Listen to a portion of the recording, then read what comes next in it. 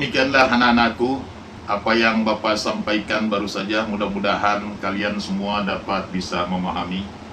Kalau kiranya masih ada yang perlu dipertanyakan, silakan. Ada yang mau bertanya? Silakan. Silakan saja dia mau bertanya. Ya, silakan. Assalamualaikum warahmatullahi wabarakatuh. Waalaikumsalam warahmatullahi wabarakatuh. Ustadz, perkenalkan nama saya Abdul Qahar, alamat Sukabumi. Yang ingin saya tanyakan, apa saja nama-nama lain dari Al-Quran yang harus kita ketahui? Itu saja yang ingin saya tanyakan. Sekian dan terima kasih. Assalamualaikum warahmatullahi wabarakatuh. Waalaikumsalam warahmatullahi wabarakatuh.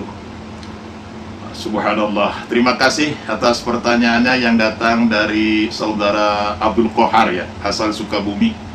Yang beliau tanyakan berkenaan dengan adakah nama lain dari Al-Quran yang harus kita ketahui. Subhanallah, pertanyaannya cukup bagus. Baiklah anak-anakku para santri min Hifdzul Thalibin rahimakumullah. Anakku, bahwasanya Al-Quran merupakan kitab suci bagi kita semua selaku kita umat muslim. Al-Quran sebagai kitab suci agama Islam memiliki banyak nama-nama, dan nama-nama tersebut berasal dari ayat-ayat tertentu di dalam Al-Quran.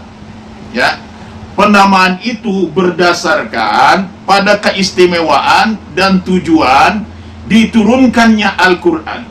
Adapun nama-nama yang dikenal di antara lainnya, yang pertama, Al-Quran disebut juga sebagai Alkitab, yang berarti sesuatu yang ditulis. Maksudnya bahwa Al-Quran merupakan wahyu Allah yang tertulis di dalam kitab suci, yang menjadi pedoman hidup bagi orang-orang yang bertakwa.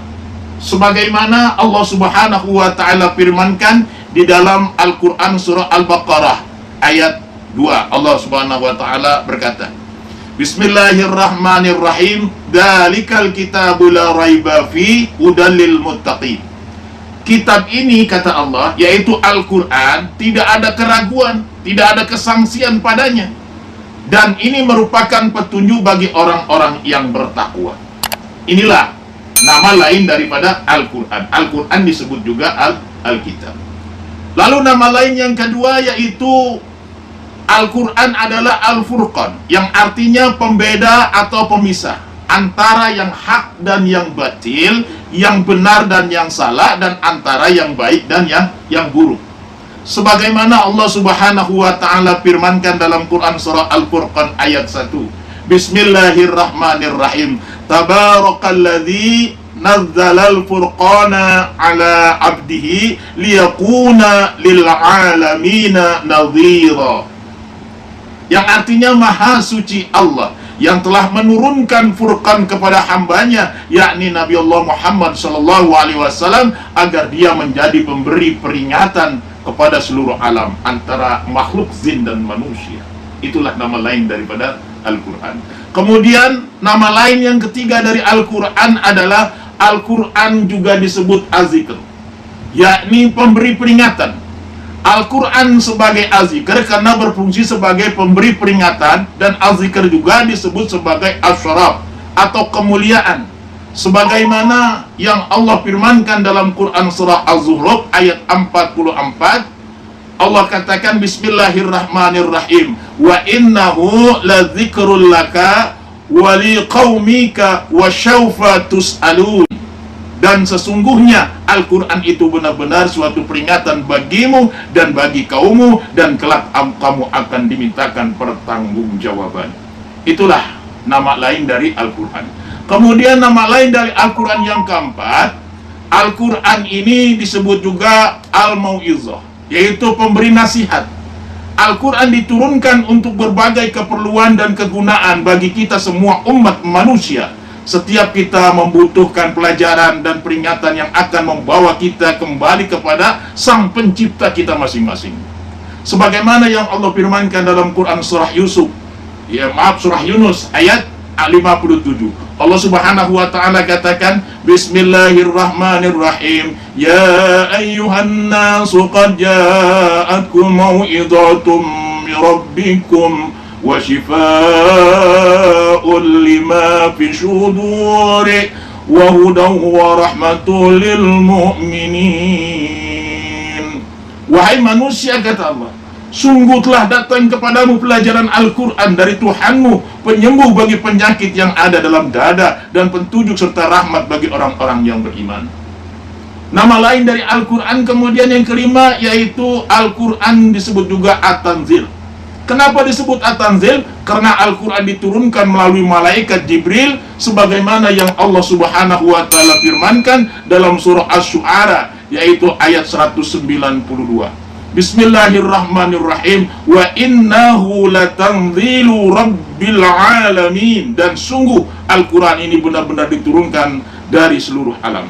Lalu kemudian yang keenam, nama lain dari Al-Quran adalah Al-Hikmah. Kenapa disebut Al-Hikmah? Karena segala yang terkandung di dalamnya adalah merupakan kebijakan, sebagaimana yang Allah firmankan di dalam Al-Quran, yaitu surah Al-Isra.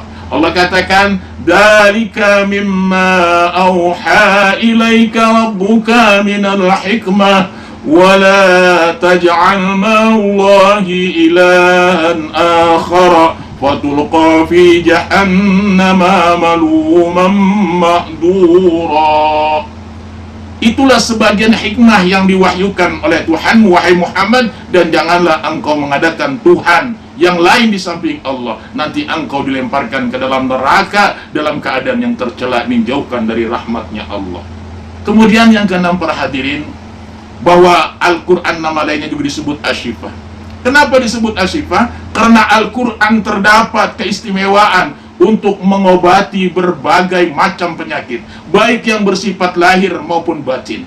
Allah Subhanahu wa Ta'ala berfirman dalam Quran surah Yunus ayat 57. Allah katakan, "Ya ayyuhan nasu qad ja'akum mau'izatun min rabbikum wa shifaa'un lima fi syuduri wa hudan wa rahmatul lil mu'minin." Wahai manusia, sungguh telah datang padamu pelajaran Al-Quran dan Tuhanmu penyembuh dari penyakit yang ada dalam dada dan petunjuk bagi rahmat bagi orang-orang yang beriman.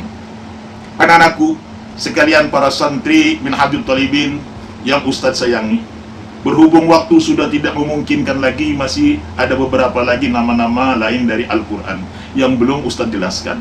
Mungkin untuk lain kali ya, waktu Ustadz bisa sambung kembali penjelasannya nanti.